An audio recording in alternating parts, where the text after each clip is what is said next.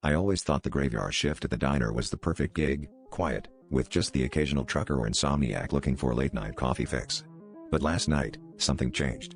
At 3 a.m., the radio behind the counter crackled to life, not with the usual static-laden oldies, but with a conversation I knew all too well. It was my own voice, hushed and frantic, whispering things I'd only ever screamed into the void of my nightmares. At first, I thought it was some bizarre coincidence, maybe a prank by a coworker, but the details were too specific, too raw. The voice on the radio recounted the recurring nightmare where I wander through an endless tunnel, chased by shadows that cackle my name. It described the suffocating darkness, the feeling of hands grasping at my ankles, trying to pull me back. My heart pounded as I realized the broadcast was following the nightmare's timeline, second for second, until it reached the part that terrified me the most, the part where I never wake up.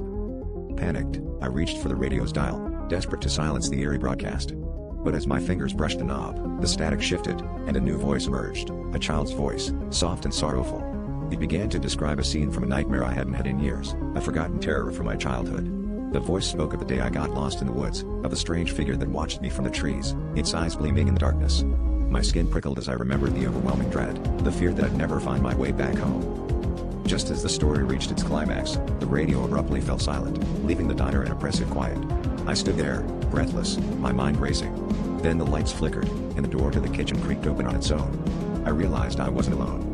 The shadows from my nightmares had followed me into the waking world, and they were hungry for more than just fear. They wanted me to finish the story they had started.